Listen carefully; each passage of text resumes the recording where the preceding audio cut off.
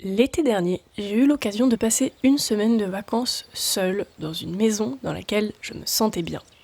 Ça a été une semaine particulièrement paisible dont je vous parlerai dans une prochaine vidéo sur mon autre chaîne.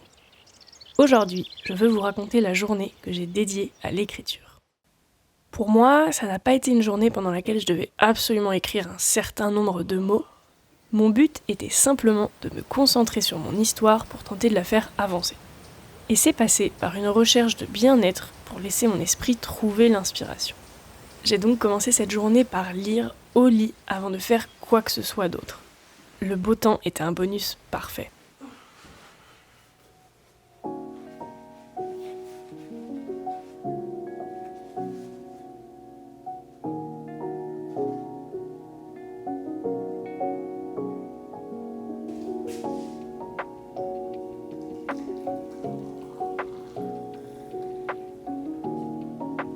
Puis j'ai pris mon petit-déj avec pour objectif principal de brainstormer.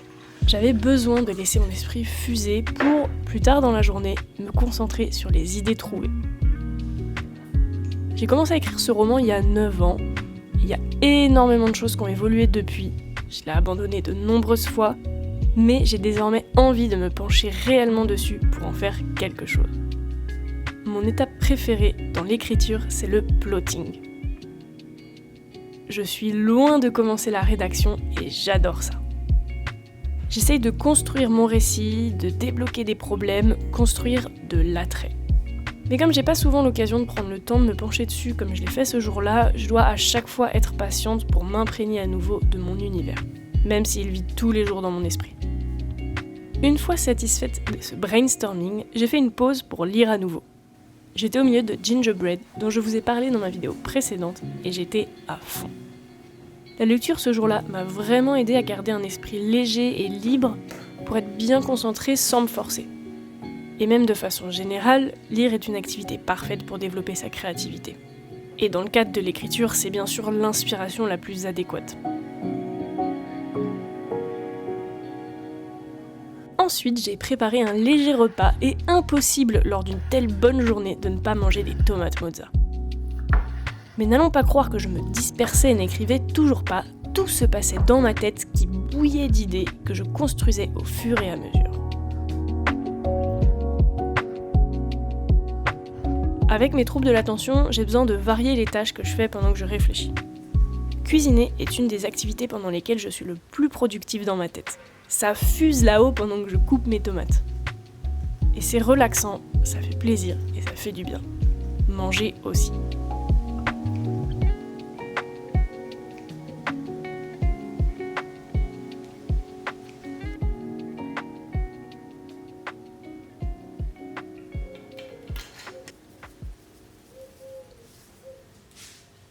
J'ai donc pu me poser ensuite avec sérénité pour reporter mes idées sur papier. C'était très satisfaisant de voir à quel point j'avais avancé en une seule matinée. Cette histoire fonctionne en 3 tomes, mais avant ce jour-ci, j'avais du mal à trouver comment remplir le 3e tome, tout en sachant que 2 tomes ne suffiraient pas. J'ai finalement trouvé ce qu'il me fallait pour régler le problème, avec une structure qui, désormais, me satisfait. Je me suis donc ensuite lancée dans le développement de détails croustillants. Mais à ce moment-là, j'ai été appelée par ma sœur qui me proposait de l'accompagner manger un Pokéball. J'ai bien sûr accepté car pour moi, faire des choses qu'on aime avec des gens qu'on aime est une priorité. Et la sociabilité, c'est aussi très bon pour l'écriture de toute façon. En fait, tout ce qui fait du bien est bon pour l'écriture. En plus, prendre le vélo pour y aller, ça m'a permis de m'aérer l'esprit pendant que ça continuait de bouillir là-haut.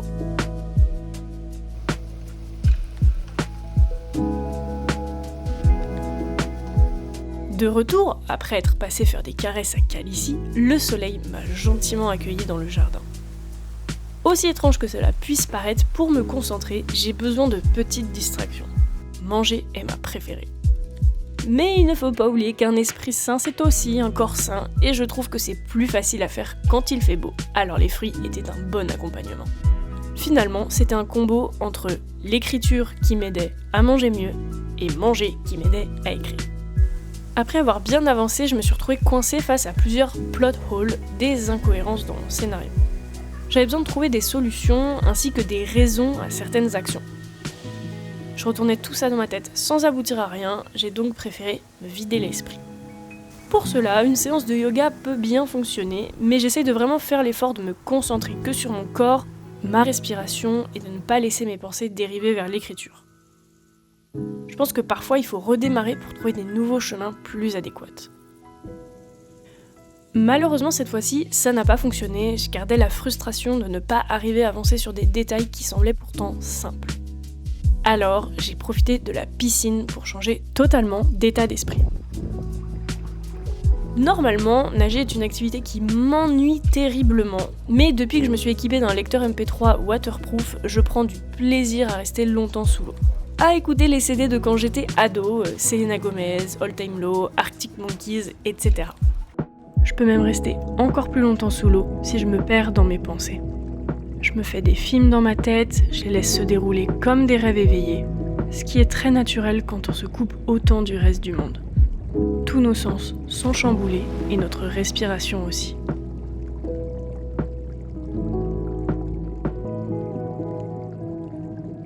Malgré les avancées que j'ai faites dans ma tête, j'ai ressenti le besoin de profiter des derniers rayons du soleil pour lire encore un peu.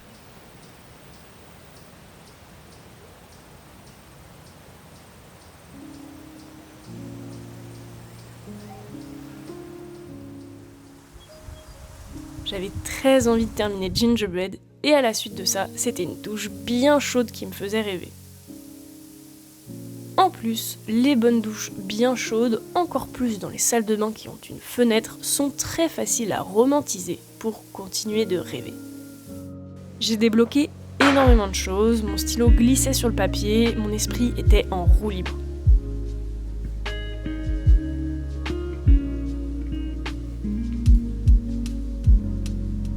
J'étais très proche d'un sentiment de satisfaction taché par un dernier détail qui faisait obstacle à mon histoire. J'ai donc sorti le dernier tour que j'avais dans mon sac et je suis allée me promener pour voir le coucher du soleil.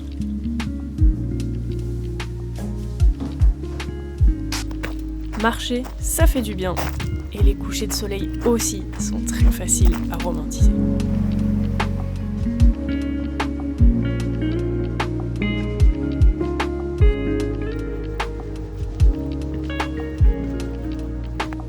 En rentrant à la maison, j'ai pu me poser le cœur léger devant mon cahier, avec la satisfaction d'avoir trouvé de très bonnes idées et plus aucun problème de scénario en vue.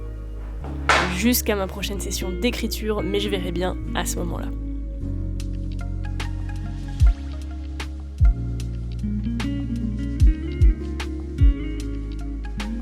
La soirée a été paisible avec un bon repas devant une bonne série, suivi de l'ouverture d'un nouveau livre à lire au lit.